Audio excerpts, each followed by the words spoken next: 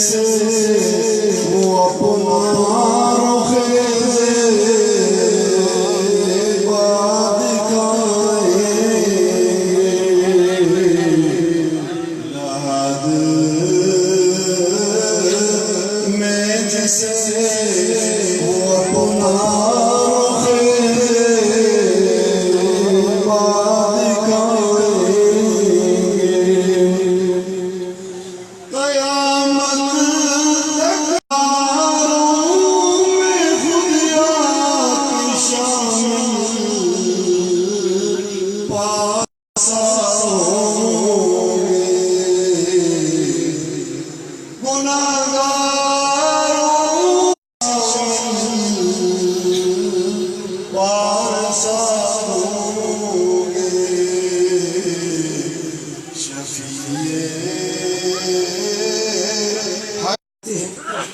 سرکار کی بارگاہ میں جاتے ہیں اور احباب سے وقار ہمارے سامنے جو اتنی بڑی شخصیت موجود ہے، میری کیا مجال جس کا ذکر اور جس کی شان کو خدا بلند کر دے. ہم جیسے کون ہوتے ہیں ان کے ذکر کرنے والے، ان کی شان کو بلند کرنے والے.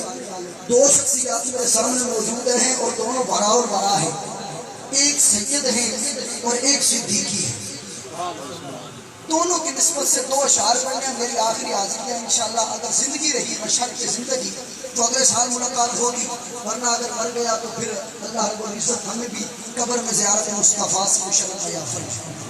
احباب جی وقار توجہ میری طرف. پہلے سلسلہ شروع کرتا ہوں سیدنا ابو بکر صدیق کی بارگاہ میں ایک شعر، پھر مولا حسین کے بارے میں پڑھ کے انشاءاللہ حضرت صاحب کے مائے حوالے کرنے لگا ہوں. توجہ میری طرف. سیدنا ابو بکر صدیق سرکار حضور کے مصلی امامت پہ کھڑے ہیں، نماز پڑھا رہے ہیں. اتنے میں حضور نبی کریم حجر مبارک سے باہر تشریف لاتے ہیں. شعر پنجابی کا ہے، مطلب نہیں کہ میں نے اردو نہیں آتی، عربی فارسی نہیں آتی. میں تو انوادہ نہیں سنایا کہ انا فی عطش وسخا کا اتم اے کہ شفا کے ابر کرم برسن ہارے رم جھم دو بھوت ادھر بھی گرا جانا یا یکجا چکند ساتھ یہ مسکین کے دو سد جا سازین خدای سگ فرمان محمد. میں بالکل شادی کرنے لگا. میں توجہ میری طرف. سیدنا ابو بکر صدیق نماز پڑھا رہے ہیں، حضور حجر مبارک چوائے تشریف لائے ہیں. سیدنا ابو بکر صدیق نے مصلی چھڑ دیتا. صحابہ نے صفا توڑ دی. بولو تو صحیح. صحابہ نے صفا توڑ دی. سیدنا ابو بکر صدیق مصلی کو اٹھے تے حضور اگے تشریف لے کے آئے نے صحابہ دے وچ تے شاعر نے کلام چکیا تے بڑی سونی گل لکھدا ہے. شاعر کہندا جملے دی طرف توجہ دینی ہے. شاعر کہندا ہے کہ کاف قاضیہ کھول کتاب دے ساتھ، سبحان اللہ، کاف قاضیہ کھول کتاب دے ساتھ اے تو وقت نماز اے تو یار آ گیا. حضور آپ کی بارگاہ میں ہے کہ کاف قاضیہ کھول کتاب دے ساتھ اے تو وقت نماز اے تو یار آ گئے. اے تو پاک امام اذان دتی ہن کھول یار آ گئے. ایک بیت فرض نصیب دو ایک بیت فرض نصیب دو میری سوچ تو پانی تار آ گئے. اور نشاد نماز قضا پڑھوں بل ادب کروں دلشاد نماز قضا پڑھوں پہلا ادب کروں سرکار آ گئی. دلشاد نماز قضا پڑھوں پہلا ادب کروں سرکار آ گئی. کہ اتھا میں مٹھڑی نت جان بلب سونا خوش مصدا بچ ملک عرب. اتھا میں مٹھڑی نت جان بلب سونا خوش مصدا بچ ملک عرب. تبھی تھی چوپڑ چوتھار پھرا ہند سندھ پنجاب کی ماڑ پھرا سونی شہر بازار پھرا. متا یار ملم کئی سانگ سبب متا یار ملم کئی سانگ سبب. اتھا میں مٹھڑی نت جان بلب سونا خوش مصدا بچ ملک عرب. کیونکہ ہر ابتدا سے پہلے ہر انتہا کے بعد ذات نبی بلند ہے. ذات خدا کے بعد دنیا میں جتنے لوگ ہیں احترام کے قابل سب کو مانتا ہوں مگر مصطفیٰ کے بعد اور میرے نبی کا ہمسر نہ کوئی آپ سے پہلے نہ کوئی آپ کے بعد. لوہے جبی عصمت آدم سے حشر تک نام حسین سبتا ہے. مگر حسن کے بعد گردن پہ خنجر سر سجدے میں تیر دن کی پیاس نہ کوئی پڑھ سکا. ایسی نماز کربلا کے بعد اور قتل حسین اصل میں مرگ یزید ہے. اسلام زندہ ہوتا ہے ہر کربلا. سلام زندہ ہوتا ہے کربلا کے بعد مؤدبانہ گزارش ہے دعوت خطاب دے جا رہا ہوں میری مراد پیر طریقت رہبر شریعت حضور قبلہ عاشقاں پیر محمد سلطان العارفین صدیقی صاحب کہ آپ تشریف لائیں اور اپنے روحانی وجدانی اور لاسانی کتاب سے ہمارے قلوب و ذہان کو منور معطر فرمائے اور ایک سونا ذوق والا نعرہ سناؤ نا نعرہ تکبیر سوال میں ہے یار مجمع اتنا تے نعرے دے چس کوئی نہیں ہے نعرہ رسال نعرہ تحقیق نعرہ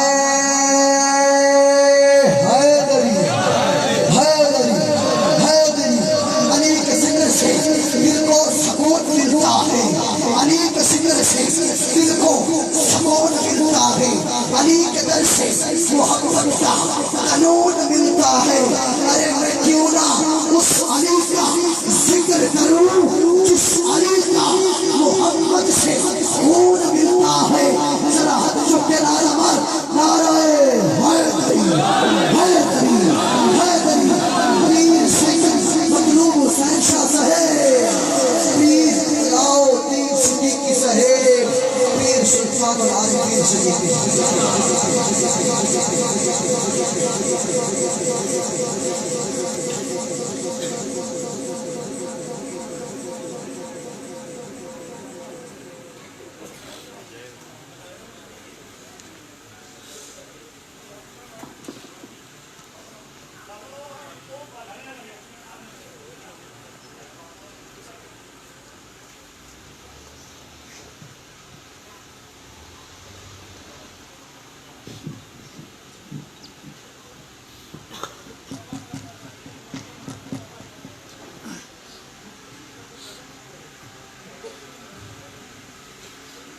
نحمده ونصلي ونسلم على رسوله الكريم أما بعد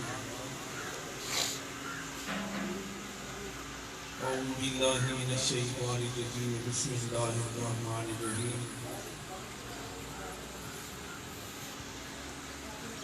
قال الله سبحانه وتعالى في كلامه المجيد والفرقان الحميد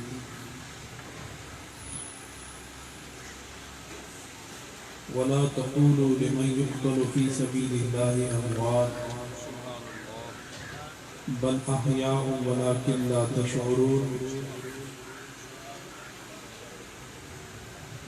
وقال في مقام آخر رضي الله عنهم ورضوا عنه صدق الله العظيم وصدق رسوله النبي الكريم الأمين ونحن على ذلك لمن الشاهدين والشاكرين الحمد لله رب العالمين إن الله وملائكته يصلون على النبي يا أيها الذين آمنوا صلوا عليه وسلموا تسليما اللهم صل على سيدنا ومولانا محمد وعلى آل سيدنا ومولانا محمد وبارك وسلم عليه صلاة وسلاما عليك يا رسول الله وعلى آلك وصحبك يا إمام الأولين والآخرين الصلاة والسلام عليك يا رسول الله وعلى آلك وصحبك يا جد الحسن والحسين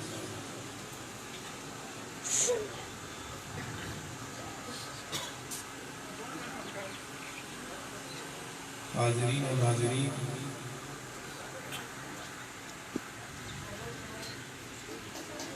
سامعین باقین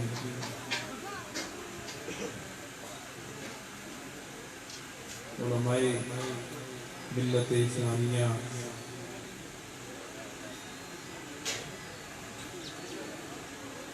سادات گرامی وقار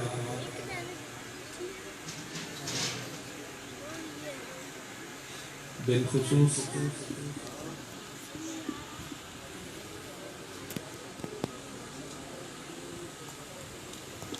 یادگار اسلاف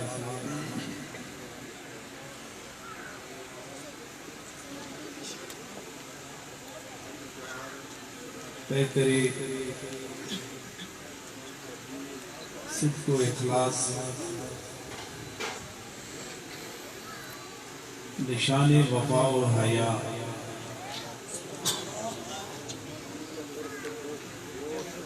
درویش خدا مست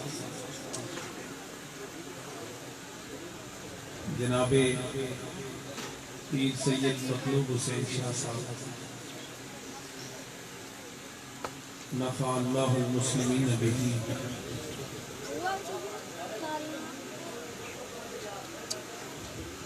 ان کی جملہ اولاد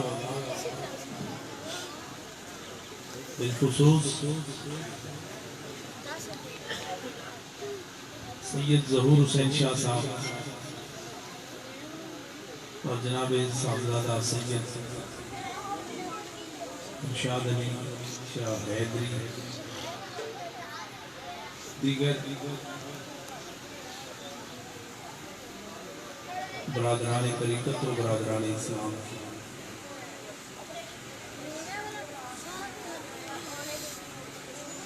جناب قاضی خالد صاحب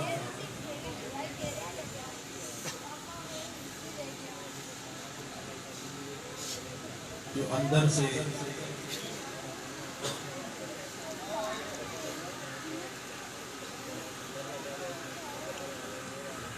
مخزون و مکرون و وفا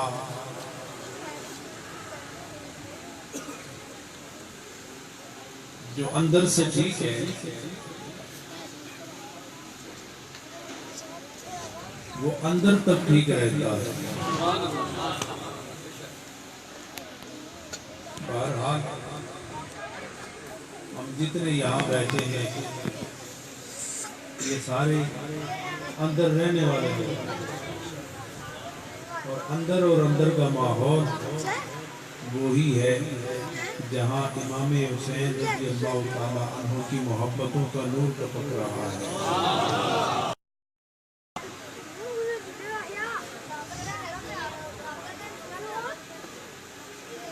بڑے عرصے کے بعد عادات کی اس وادی میں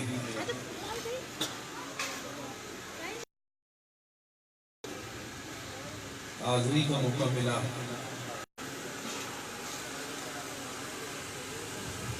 اصل میں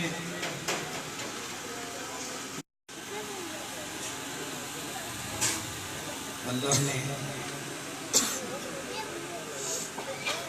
چہرہ بھی نورانی عطا سینہ بھی نورانی عطا فرمایا آنکھ بھی نورانی عطا فرمائی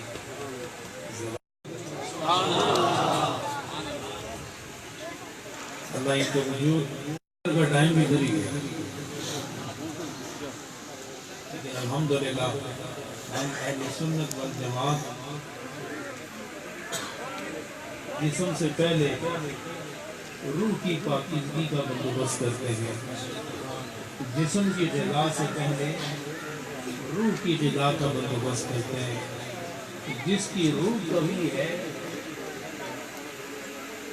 یاد رکھیں یہ بات آج یہ سبق لے کر جائیں کیونکہ ذکر حسین ہے اور جب ذکر حسین ہو تو روح کو وہ تازگی میسر آتی ہے جو کسی اور سبب سے میسر نہیں آتی جسم کی غذا سے پہلے ہم روح کی غذا کا بندوبست کرتے ہیں جسم کمزور بھی ہو یاد رکھیں میں اپنے موضوع پر آؤں گا تھوڑی دیر گفتگو ضرور کروں گا لیکن آپ کی توجہ چاہتا ہوں کیونکہ آج جسم سے زیادہ روح کی غذا کا بندوبست اس آستانے محبت و الفت میں کیا گیا ہے میں چاہتا ہوں آج روحانی غذا اتنی حاصل ہو کہ اگر زندگی میں پھر کہیں اس کی ضرورت پیش آئے تو ذکر حسین کی برکت لینے کے لیے پھر یہاں پر آؤ تو یہاں پر روح کے ذکر روح کے تقوی اور روح کی تقویت کا یہاں ایسا بندوبست ہو کہ پھر کبھی یہاں آنا ہو یا نہ ہو یہ خزانہ اس قدر ہاتھ آ جائے کہ جب یہ خزانہ ساتھ جائے گا تو حسین کی نظر ساتھ ہوگی، اور کل جب قیامت میں جاؤ گے تو دیکھو گے سیدہ شباب اہل جنہ یا تو حسین نظر آئیں گے یا تو حسن نظر آئیں گے۔ ہم ان سے بھی محبت کرنے والے، ہم ان سے بھی محبت کرنے والے، یہ دونوں جنتی جوانوں کے سردار ہیں، تو وہ سرداری اس کا فیض اسے ملے گا جس کے روح میں ذکر حسن بھی آئے، جس کے روح میں ذکر حسین بھی آئے۔ سبحان اللہ۔ نعرہ تکبیر، نعرہ رسالت۔ حضرات وقت نہیں ہے، میں وہ علامہ صاحب بڑی اچھی گفتگو فرما رہے تھے، اس صحیح انہوں نے عکاسی کی ہے اور اہل سنت والجماعت کی عقیدے کو صحیح معنی میں بہت خوب انہوں نے بیان کیا ہے۔ میں امام عالی مقام کے حوالے سے ایک روایت پیش کروں گا اور پھر اہل بیت اور صحابہ کا تعلق اور محبت، اس پر کچھ دو باتیں کر کے میں اپنی گفتگو ختم کروں گا۔ حضور صلی اللہ علیہ وسلم نے ارشاد فرمایا، بارہا سنتے آئے آپ، حضور نے فرمایا حسین منی وانا من حسین۔ سبحان اللہ، سبحان اللہ۔ آپ کی توجہ ہے نا، فرمایا حسین منی وانا من حسین۔ حسین کو کیا جانا، تم کیا سمجھو، چھوڑو اس طرف، حقیقت کی طرف آؤ۔ میرے نبی نے فرمایا حسین کو سمجھنا ہو تو میرا فرمان سامنے رکھو، اور وہ کیا ہے، حسین منی، حسین میرے جگر کا ٹکڑا ہے، وہ میرے بدن سے ہے، وَأَنَا مِنْ حسین، اور میں حسین سے ہوں۔ حسین مجھ سے ہے اور میں حسین سے ہوں۔ معنی اس کا یہ ہے، پھر کبھی اس تفصیل کی طرف جاؤں گا، معنی یہ ہے کہ اس وقت جو کچھ حسین میں ہے، سر سے لے کر پیر تک، ایک کندھے سے لے کر دوسرے کندھے تک، ظاہر سے لے کر باطن تک، حسین جو کچھ ہے یہ میرے فیض کا مظہر ہے۔ وَأَنَا مِنْ حسین، جب میں دنیا سے چلا جاؤں، دنیا میں دیکھو گے تو حسین کی ہر حرکت میں میری برکت نظر آئے گی، حسین کی ہر نگاہ میں میری کرامت نظر آئے گی، حسین کی ہر چمک میں میری فضیلت و کرامت نظر آئے گی۔ اور جب میں دنیا سے چلا جاؤں، جب وہ سر کٹا کے خدا کی بارگاہ میں جائے گا تو سن لینا، مان لینا کہ انا من حسین، میں حسین سے ہوں، اس لیے کہ حسین نے قیامت تک کے لیے مجھے اور میرے دین کو زندہ۔ سبحان اللہ۔ اور اہل سنت والجماعت یہ فرمان کبھی نہیں بلا سکتا، من احب الحسن والحسین فقط احبنی ومن احبنی احبہ اللہ ومن احبہ اللہ ادخلہ الجنہ۔ حضور صلی اللہ علیہ وسلم کا فرمان ہے کہ جس نے حسن و حسین سے محبت کی وہ یہ تصور کرے یقین کے ساتھ کہ حقیقت میں اس نے مجھ محمد سے محبت کی، اور جس نے مجھ محمد سے محبت کی پھر وہ یہ تصور کر لے کہ اسے خدا نے اپنا محبوب بنا دیا، اور جس کو خدا اپنا محبوب بناتا ہے، میرے نبی نے فرمایا ادخلہ الجنہ، خدا اس کو جنت عطا فرماتا ہے۔ سبحان اللہ۔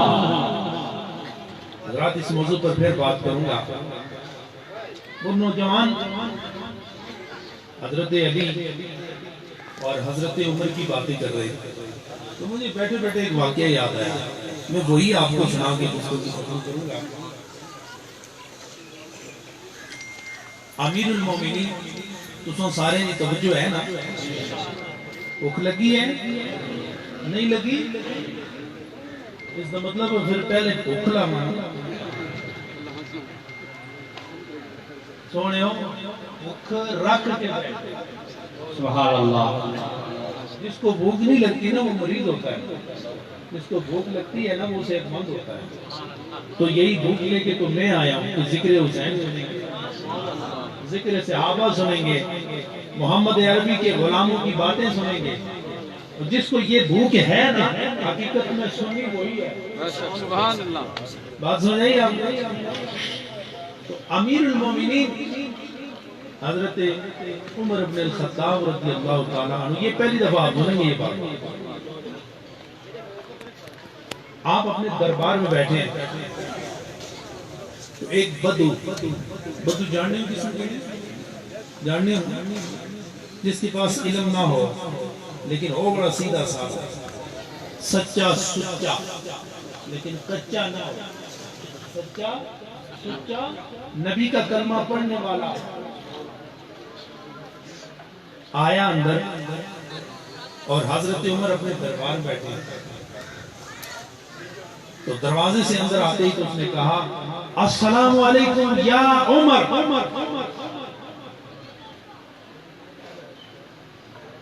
کوئی لقب نہیں لگایا، جیسے خلفاء کو، علماء کو، فضلاء کو عزت دی جاتی ہے نا، یا امیر المومنین یا خلیفۃ المسلمین، کچھ بھی نہیں، سیدھا سیدھا کہا السلام علیکم یا عمر. آپ نے سلام سنا، سلام کے بعد ارشاد فرمایا وعلیکم السلام ورحمۃ اللہ وبرکاتہ. سلام آپ نے سامنے بٹھایا، بٹھا کے تو ارشاد فرمایا کیف اصبحت،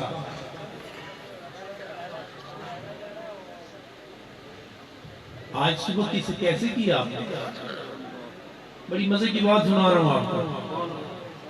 حضرت عمر حضرت علی کو کیا سمجھتے ہیں اور حضرت علی عمر کو کیا سمجھتے ہیں، یہ بتانے لگا ہوں آپ کو. کیف اصبحت، آنے والے سلام کرنے والے، آج تو نے جب صبح کی تو تیری حالت کیا تھی، صبح کی حالت کیا تھی اور تیری حالت کیا تھی؟ تو وہ کہنے لگا اصبحت، تو میں نے صبح کی، وَإِنِّي أَمْلِكُ مَا لَا يَمْلِكُ اللَّهُ فِي السَّمَاءِ وَإِنِّي أُحِبُّ الْفِتْنَةَ وَأُكْرِهُ الْحَقَّ. ترے گنا کہ آج میں نے صبح کی، شاہ صاحب تو اس حال میں صبح کی کہ جب صبح ہوئی آنکھ کھلی تو میں زمین پر اس چیز کا مالک ہو گیا جس چیز کا مالک آسمانوں پر خدا بھی نہیں.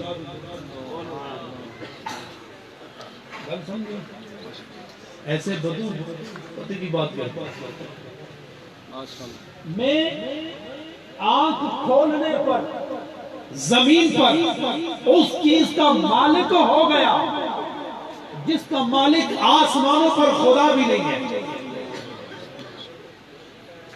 حضرت عمر کے تیور بدلنے لگے تو وہ آج کرنے لگا احب الفتنہ تھا، میں فتنے سے محبت کرتا ہوں، وہ اکرہ الحق، اور حق کو ناپسند کرتا ہوں. تو گلہ سمجھ آئیاں کتنیاں؟ ترے، اوپر تے نیچے. اوپر والی تے گل سمجھ آ گئی، عموماً اوپر والیاں گلہ جلدی سمجھ آؤں، یہ فتنہ سارا نیچے والی گلہ. میں فتنے سے محبت کرتا ہوں، وہ فتنے نہ بھی جو محبت کرنا، میں فتنے سے محبت کرتا ہوں. وَأُكْرِهُ الْحَقَّ، اور الحق سے میں نفرت کرتا ہوں. محبت فتنے سے اور نفرت الحق سے. تو حضرت عمر کے تیور بدلنے لگے، غصہ و جلال چہرے پر نمودار ہونے لگے کہ ایک بدو وہ بھی عام سے باہر نکالا. کوئی چشمے تصور میں وہ منظر آ رہا ہے کہ نہیں؟ وہ سنگار والا تو بات سمجھ آ رہی. حضرت عمر تلوار نکالتے ہیں، اور تلوار جو ہی نکالتے ہیں نا وہ بدو پر کب تو پاہٹ تاری ہے. मुंह से झाग निकलती है, पांव पर लर्जा तारी है, लर्जा व अंदाज ये तसव्वुर करने लगता है। तो उम्र को देख, बड़ी मोहब्बत से देख, और सामने बदू को देख, चेहरे पर जलाल को देखा, गुस्से को देखा, रंग की सुर्खी को देखा, वो जलाल देखा, वो गैज़ो गज़बनाक होना वो देखा। तो हजरत अली इरशाद फरमाते हैं, या उमर माली अराका खादिबन, ए अली, ए उमर, इस कदर गज़बनाक मैंने पहले तुम्हें नहीं देखा, आज इस कदर गज़बनाक क्यों है, इतना जलाल क्यों है, इतने चेहरे पर सुर्खी क्यों है।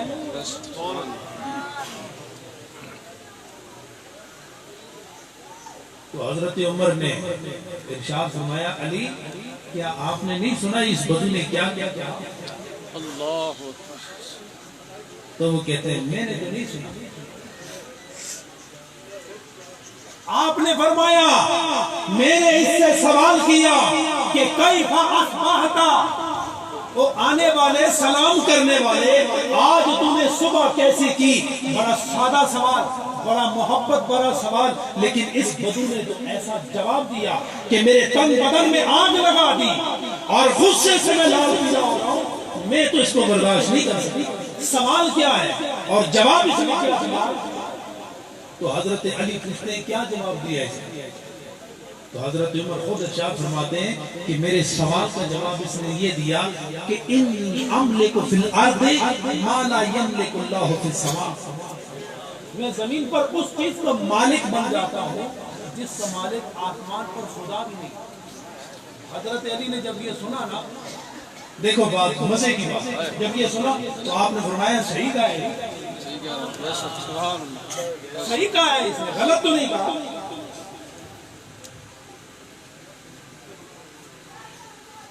तो हजरत उमर को जलाल हो रहा है। आपने इरशाद फरमाया बर्रे रहो, जस्टिफाई करो इसको, क्लियर करो इसको, अगर मैं छोड़ूंगा नहीं मेरी तलवार और तेज हो रही है। जस्टिफाई करो इसको और इस बर्रे रहो, क्लियर करो। तो आपने इरशाद फरमाया, उमर इतने जलाल में ना हो, अभी मैं पर्दा से हटाने लगा, सुभान अल्लाह, सुभान अल्लाह, अभी मैं हकीकत से नकाब कुशाई करने लगा हूं, अभी हकीकत का चेहरा दिखाने लगा हूं कि इसने जो बात की है वो सही की है। तो अली बताओ इसने बात सही कैसे की है। जब ये उठता है ना सुबह, इसे जमीन पर अपनी बीवी नजर आती है, इसे जमीन पर अपने बच्चे नजर आते हैं, इसे जमीन पर अपना कारोबार नजर आता है। तो उठ के कहता है, बारी ताला तेरी न बीवी है, न तेरे बच्चे, न तू किसी से पैदा हुआ है, न कोई तुझसे पैदा हुआ है, न तेरा कोई वालिद है, न तेरी कोई बीवी है, न तेरी कोई औलाद है। इसलिए मैंने कहा कि आसमान पर वो इन चीजों का मालिक नहीं, जमीन पर जब मुझे बीवी नजर आती है तो मैं उसका मालिक नजर आता हूँ, और जब मैं आंख खोलता हूँ अपने बच्चे नजर आते हैं तो अंत मालूका ले अभी का, ये मेरे मालिक नजर, ये मेरे ममलूक नजर आते हैं, मैं इनको अपना मालिक समझता हूँ। तो ये बात, यही मेरी मंजर है, यही। तो जो ही हजरत अली ने ये बात की ना, वो बदू चीख उठा, पुकार पुकार के कहने लगा, अली यही मेरा मकसद है, कोई और मकसद नहीं, यही मेरी मुराद है।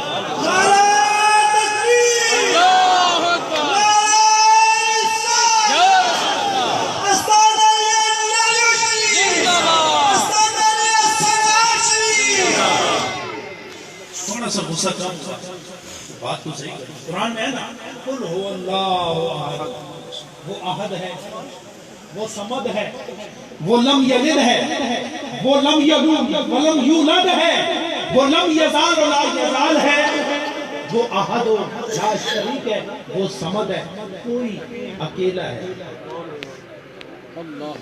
बात समझी। थोड़ा सा गुस्सा नीचे हो, तो पीछे कितने सवाल रह गए, 2 रह गए ना। तो अली इसने जो दूसरा सवाल का जवाब दिया वो क्या कहा इसने कहा कि इन्नी उकरिहुल हक, कि मैं अल हक को नापसंद कर सकता हूँ। بیٹھے میں ناپسند کرتا ہوں، الحق سے نفرت کرتا ہوں، تو کیا کوئی الحق سے بھی نفرت کرتا؟ تو حضرت علی نے ارشاد فرمایا یہ بات بھی اس نے صحیح کی ہے، یہ بات بھی اس نے صحیح کی ہے۔ علی پھر آپ ہی سمجھا سکتے ہو، میری سمجھ میں تو جتنی ہے وہ میں سمجھ گیا، لیکن یہ جو پردے حقیقت کے اور معرفت کے آپ گرا رہے ہیں اور نئے نئے چہرے اور نئی نئی دنیا دکھا رہے ہیں، آپ ہی بتاؤ کہ الحق سے کیا مراد ہے؟ تو آپ نے ارشاد فرمایا الحق سے مراد موت ہے۔ الحق سے کیا مراد ہے؟ موت ہے، اور موت سے ہر بندہ نہیں چاہتا کہ موت ہے، ایسا ہے کہ نہیں ہے؟ اچھا جو ہی حضرت علی نے اس دوسرے سوال کا جواب دیا نا تو وہ پھر کھل اٹھا، کہنے لگا علی آپ نے تو کمال کر دیا، الحق سے کوئی اور نہیں، میں نے موت ہی مراد لی تھی۔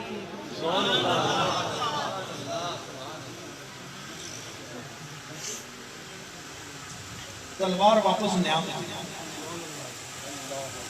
کہا ایک خلش بات ہے، اس نے جو کہا نا انی احب الفتنہ، کہ میں فتنے سے محبت کرتا ہوں، جب تک اس کی وضاحت نہیں ہوگی نا میرے دل میں خلش برقرار ہے۔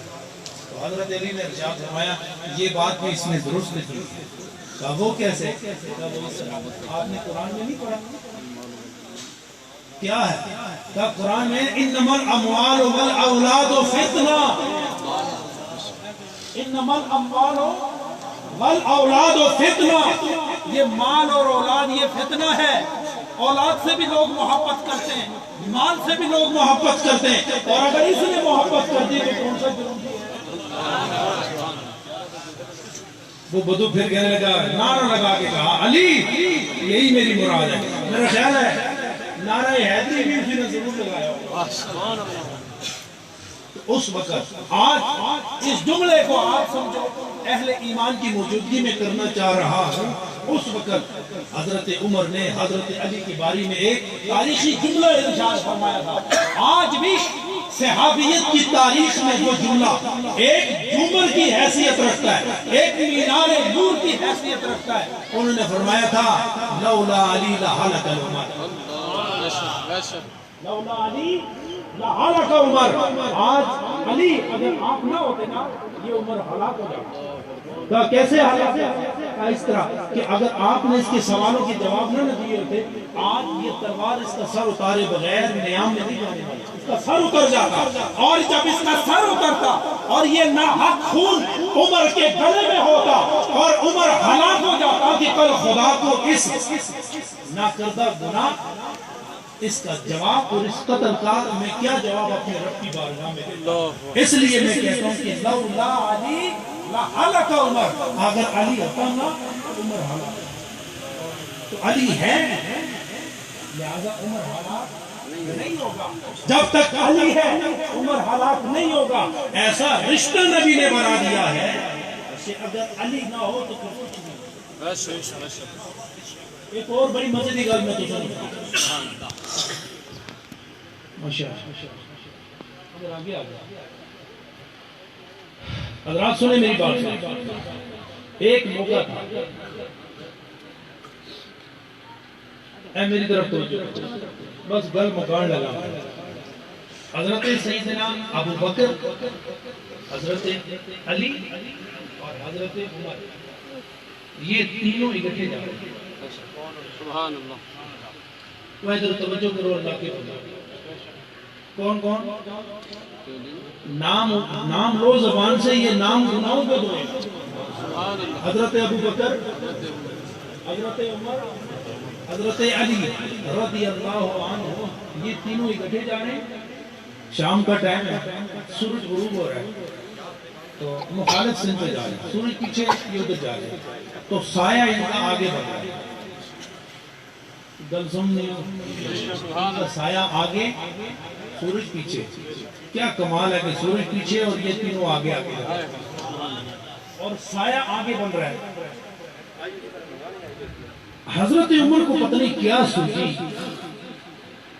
آپ نے حضرت علی کو مخاطب کر کے فرمایا، کیونکہ حضرت علی کا قد مبارک چھوٹا تھا، پتہ ہے نا آپ کا قد مبارک ظاہری جسم کا قد یہ چھوٹا تھا، اور حضرت سیدنا صدیق اکبر کا قد لمبا اور حضرت عمر فاروق کا قد بھی لمبا، ان کے درمیان میں حضرت علی جا رہے تھے۔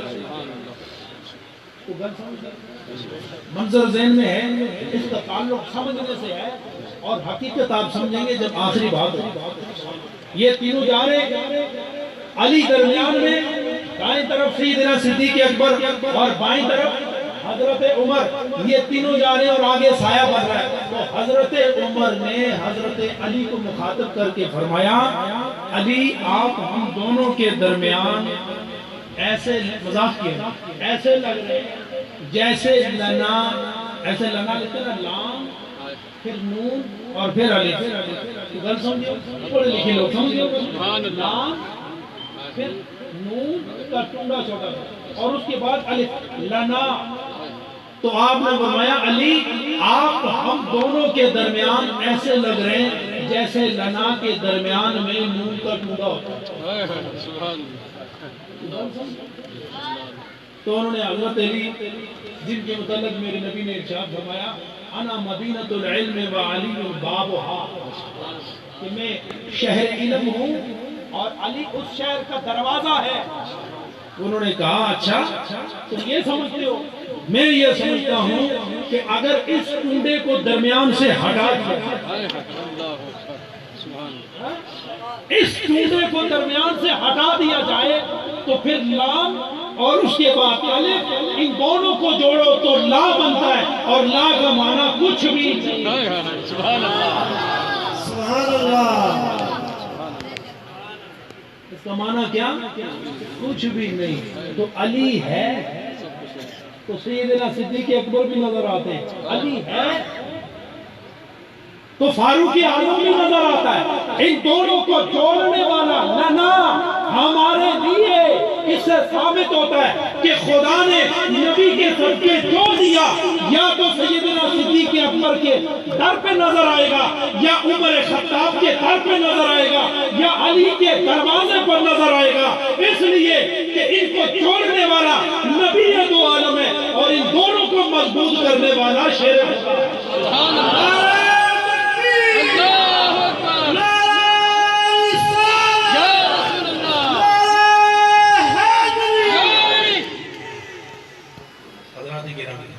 باتیں بے شمار ہیں، بے شمار باتیں، لیکن بات وہی ہے اہل سنت والجماعت کی کہ ہم صحابہ کے بھی غلام ہیں اور ہم اہل بیت کے بھی غلام ہیں۔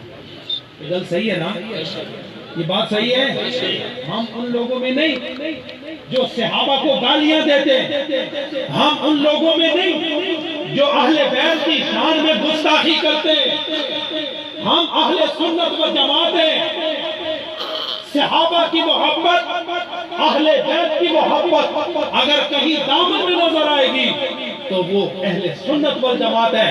ظاہر دیکھو، باطن دیکھو، صحابہ کی محبت کا چراغ بھی وہی ہے اور اہل بیت کی محبت کا چراغ بھی وہی ہے۔ ہمیشہ یاد رکھو میرے نبی کا فرمان کہ اصحابی کنجوم بِأَيِّهِمْ اقتدیتم اہتدیتم، میرے صحابہ آسمان کے ستاروں کی مانند ہیں۔ بِأَيِّهِمْ اقتدیتم، اگر ان ستاروں میں سے کسی ایک ستارے کے تم نے قدم پکڑ لیے، اہتدیتم، میں محمد تمہیں سند دیتا ہوں کہ ہدایت تمہارے۔ اور کیا فرمایا اہل بیت کے بارے میں کہ میری اہل بیت کشتی نوح کے مانند ہے، من رکبہا نجا، میری آگ کشتی نوح کی مانند ہے، اور کشتی نوح میں جو سوار ہو گیا وہ نجات پا گیا، اور میری آگ سے جس نے محبت کی وہ ایسے ہے جیسے کشتی نجات میں سوار ہو گیا، اور جو کشتی میں سوار ہو جائے وہ نجات پا جائے۔ لیکن ایک بات بتاؤ، پچھلے زمانوں میں جب کشتی نے سفر کرنا ہوتا تھا نا تو کشتی چلانے والا وہ کس چیز کو دیکھ کے منزل کا تعین کرتا تھا؟ بول گئے ہو؟ آج جگہ جگہ سائن بورڈ لگے ہوتے ہیں، ادھر موڑو جی، ادھر موڑو جی، سیدھے جاؤ جی، واپس پیچھے جاؤ جی، ایسا ہے نا؟ تو پچھلے زمانوں میں نور کے دور کے بعد جب کشتی کا سفر ہوتا تھا تو منزل کا تعین کیسے کرتے تھے؟ ستاروں کو دیکھ کر کشتی منزل کا تعین کرتی کہ ہم نے شام جانا ہے، ہم نے کوفہ جانا ہے، ہم نے کربلا جانا ہے، ہم نے کہاں جانا ہے. تو جس طرف ستارہ ہوتا اس کے نیچے جو سلطنت ہوتی کشتی اس کو دیکھ کے تو ادھر جاتی. اس کا منظر علماء نے بیان کرنے کے بعد کہا صرف اہل بیت کی محبت سے نجات مل جائے گی، لیکن منزل نہیں ملے گی. منزل اسی کو ملے گی جس کی نظر ستارے پر ہو، اہل بیت کا دامن جس کے ہاتھ میں ہو اور دل و نگاہ میں ستاروں سے محبت اور اس کا چراغ ہو، وہ نجات یافتہ بھی ہوتا ہے، منزل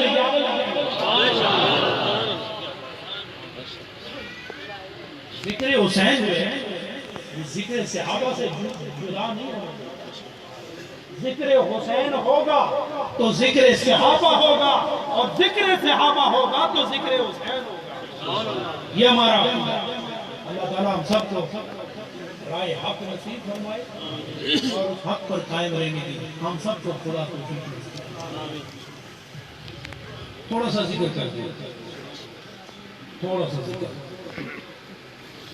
انتہائی محبت کے ساتھ، انتہائی محبت. جو غلطیاں کوتاہیاں پچھلے ہوئی ہیں یہ ذکر اس کوتاہیوں کو ختم کر دیں.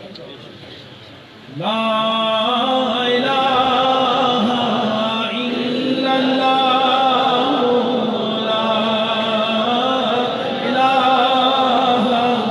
الا اللہ.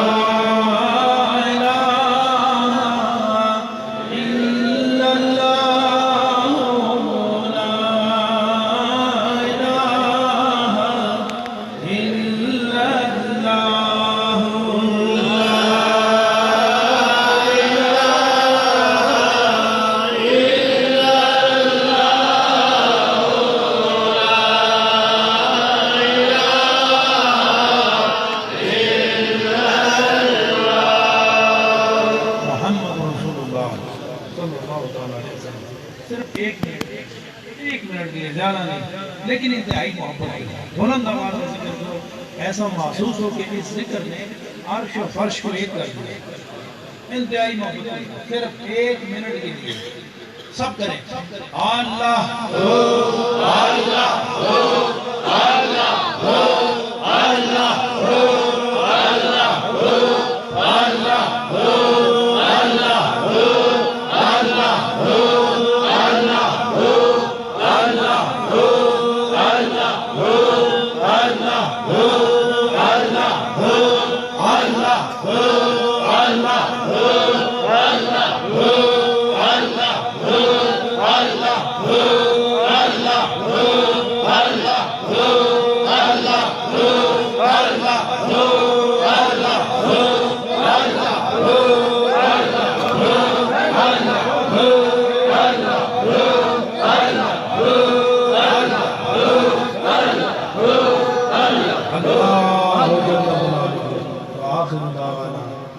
الحمد للہ رب العالمین.